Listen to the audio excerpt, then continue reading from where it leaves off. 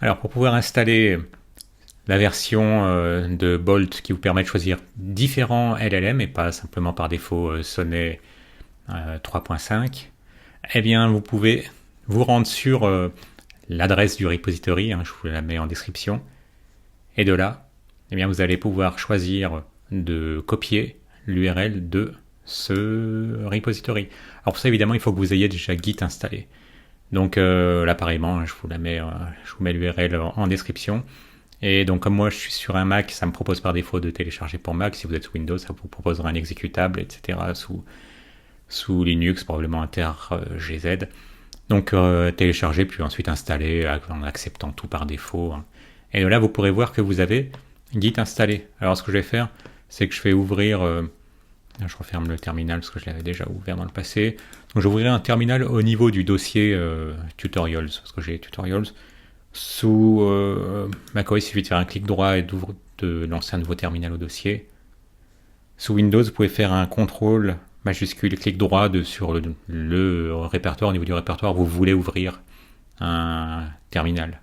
Ça s'appellera une console. De là, je zoome un peu. Et donc, si vous avez Git qui s'est bien installé, en tapant git-version, vous verrez une version. La vôtre sera plus récente que la mienne, parce que moi je l'ai installée il y a un certain temps.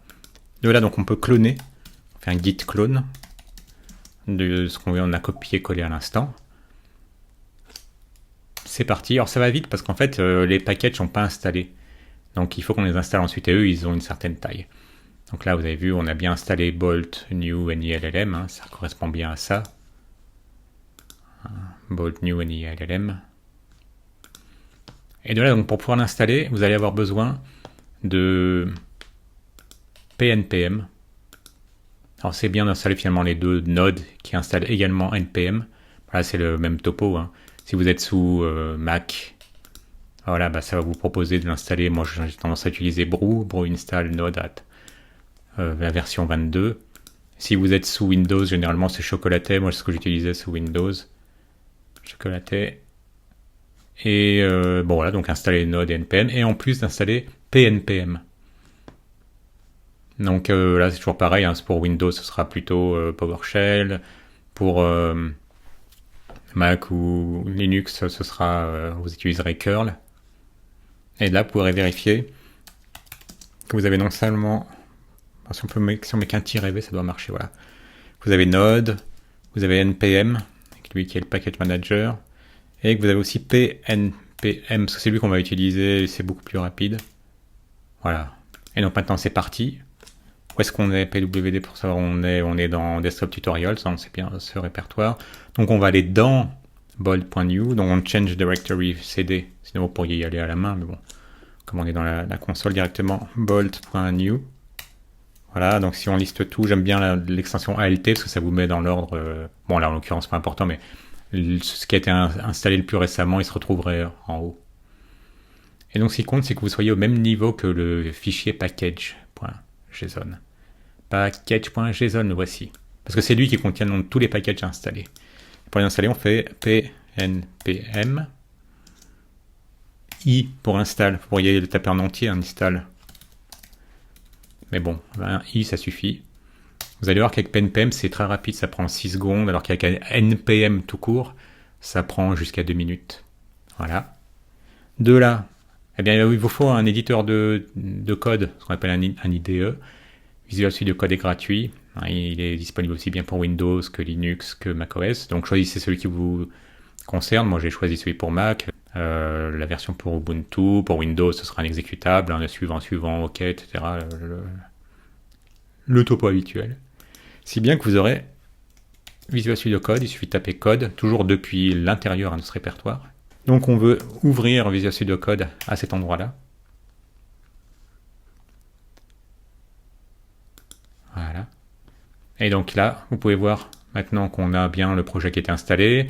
Les dépendances ont été installées parce que vous voyez qu'il y a ce répertoire node underscore modules. C'est bon signe. Et de là, eh bien, on peut aller récupérer un modèle en local. Pour ça, on va utiliser Ollama. À Ollama, vous arriveriez ici normalement. Il suffit de cliquer sur télécharger. Donc ça vous met à disposition une version d'Olama aussi bien pour macOS que Linux que Windows.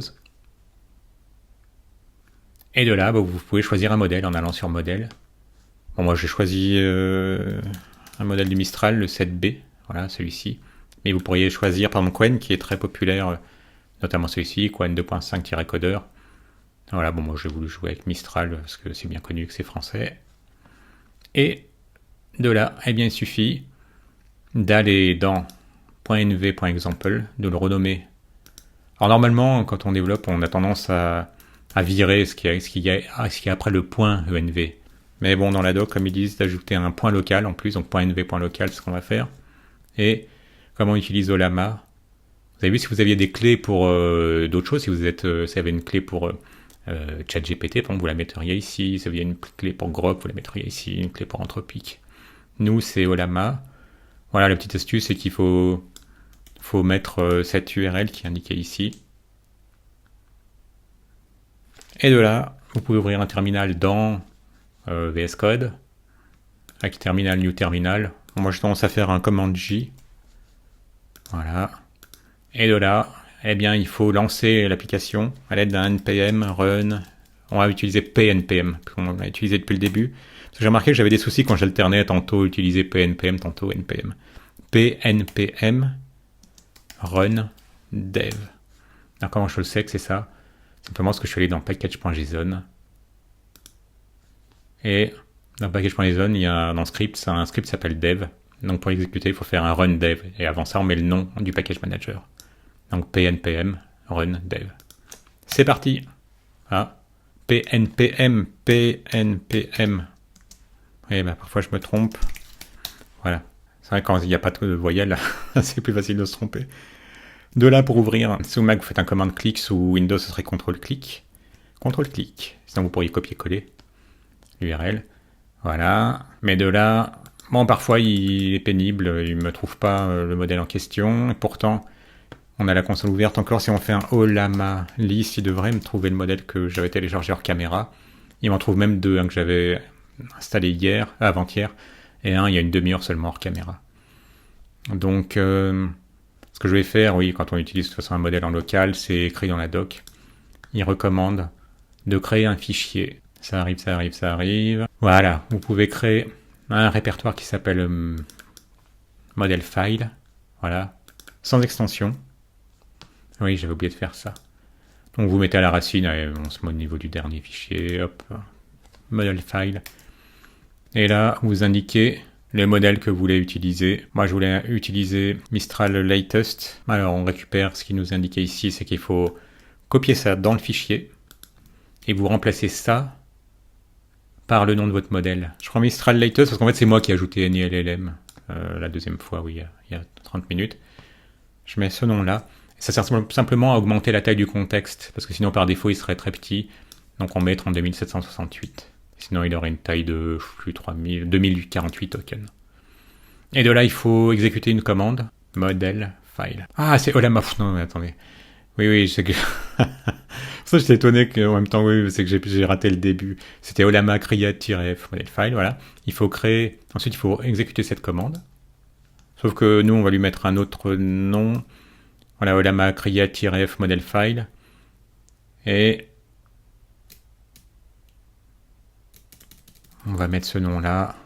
Et on va le suffixer de -yt comme YouTube. Juste pour qu'il n'y ait pas de confusion avec le nom et le type du modèle. Donc je vais mettre -yt pour YouTube. Voilà, on crée le modèle file. Alors il existe des layers qui existent déjà, il est écrit dans un manifeste, mais surtout ce qui compte c'est qu'il y a ce success. Donc maintenant il voit bien, il sait qu'on a un modèle qui s'appelle, qui se trouve être Mistral. Donc si on refait un npm run dev, commande clic ou contrôle clic si vous êtes sous Windows pour ouvrir. Voilà, là il détecte tout de suite Olama et Mistral. Non, de temps en temps j'ai des soucis comme ça sur ce LM Studio Models. Je sais pas si je suis concerné, en tout cas ça m'a pas posé de problème. Donc je vais lui mettre à créer une to-do app. Ah, alors là, j'avais déjà eu ce souci une fois. C'est tout simplement, alors là j'ai dû faire une recherche. C'est quand il a tendance à continue à utiliser par défaut le modèle de Claude Sonnet. Hein, j'avais cherché hors caméra, le problème, vous avez vu, c'est exactement ça. Donc, il faut aller dans le fichier app utils constants. Je t'ai déjà allé faire un tour juste pour voir app utils constants, pour voir comment ça marchait. App utils constants. Et sauf que c'est plus le même, c'est plus. Vous avez vu par défaut, le modèle qu'on a, c'est Claude 3.5 Sonnet. Alors il y a des gens qui mettent par défaut le modèle qu'ils ont déjà installé, le modèle de Mistral pour moi en l'occurrence. Et d'autres ont simplement, en allant beaucoup plus bas, jusqu'à ce que vous trouviez cette ligne de code, Gatolama Models, Type of Window est Undefined. Undefined, il ne va pas en avoir des tonnes. Voilà, Gatolama, c'est quoi le nom de la fonction? Gatolama Models, Gatolama Models. Gatolama Models, c'est ça. Bah, il commentait ça. Bah, je pense que ça va être corrigé dans les prochaines versions. Donc évidemment, quand on modifie quelque chose dans ce cas-là, bon, je préfère, comme ça joue sur la configuration, relancer. J'ai fait un CTRL-C pour sortir de l'exécution, npm run dev de nouveau. Voilà, contrôle, commande plutôt, clic. Bon, j'en ai deux ouverts ici, je ferme les deux. Option, command I, voilà. Ou sinon, si vous voulez ouvrir les outils de développeur, vous allez manuellement, ici dans les trois petits points, on est sous Chrome, plus d'outils, outils développement.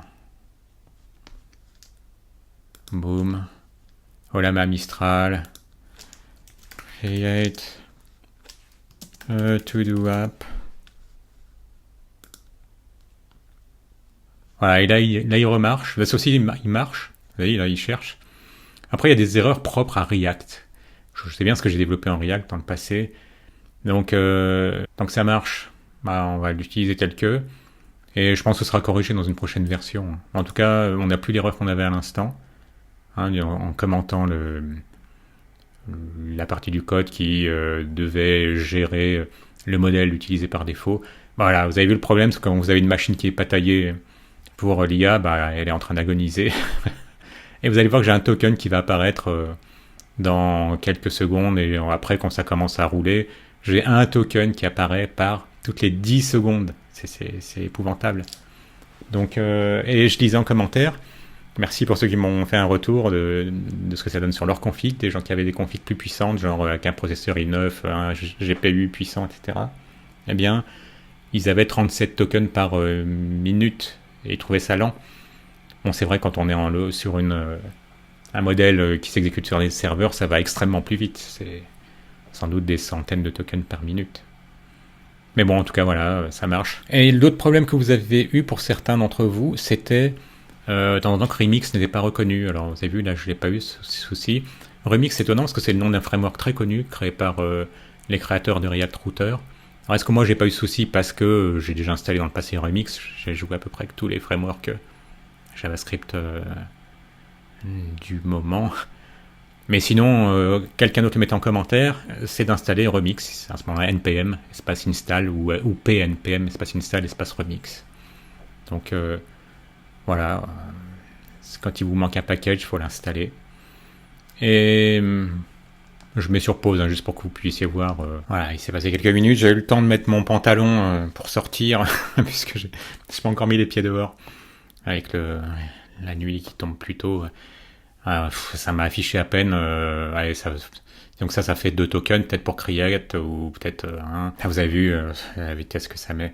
N'hésitez pas à me mettre en commentaire, vous, selon votre configuration, à quelle vitesse les tokens s'affichent avec une appli locale.